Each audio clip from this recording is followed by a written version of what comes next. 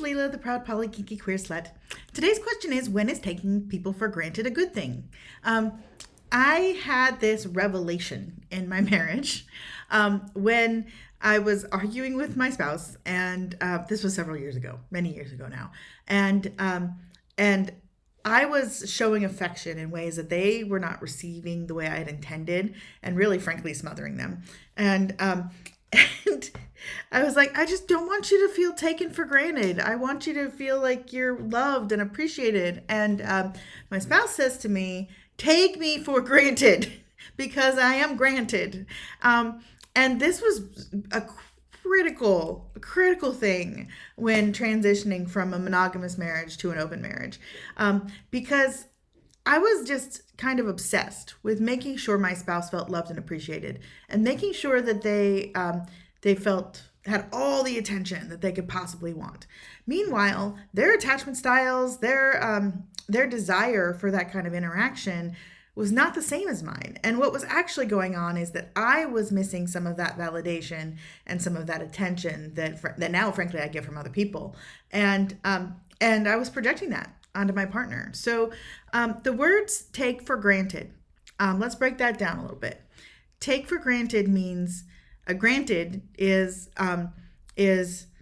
given, freely given, turned over, granted, like always going to be there, doesn't need to be maintained, just is there. And frankly, that's what my marriage is. That's what my love with my spouse is. It is something that is always there. And I don't need to do anything to earn it or maintain it. It just is there. And so taking it for granted gives me this sense of peace, this sense of stability and permanent love that for me as a person who had a troubled childhood is invaluable. But I think all of us could really use that sense of no, it's just there. Now, we do the work to make sure that we each are getting what we need out of our life. And there is negotiation around lifestyle things. There's talk about how we run our household. Are we each getting what we need? How we interact with each other sexually, physically. How much intimacy is too much intimacy? How much intimacy is not enough intimacy? Are we successfully supporting each other in our goals?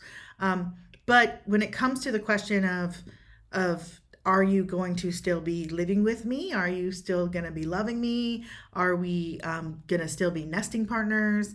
Are you an important person in my life? Are you somebody that is a forever person in my life? I have an arrangement with my wife where we both acknowledge what our emotions are telling us, and that is that, yes, that is true, and we can take that for granted. We can take it for granted that our marriage is solid, and that whatever else happens in this world, that we're gonna love each other, and we're gonna take care of each other, and it's just beautiful. It's just beautiful to me. So just a juxtaposition, a way of thinking about something that's often negative in a positive way, and frankly, I share because it did really, really help with opening the marriage to just realize that that piece was solid, and to speak that aloud and just acknowledge that and take the pressure off of each of us to have to earn each other's love constantly. Now we don't have to earn it. We just get it because it's just there. It's beautiful. So anyway, thank you very much for listening. This is Leela, the proud poly kinky queer slut. Remember, you can ask me anything. Proud Poly Kinky Queer Slut is art. It is made for entertainment purposes only. I am not a subject matter expert on any of the topics discussed. Please do not rely on anything presented here as fact. Think for yourself, do your own research, make your own decisions.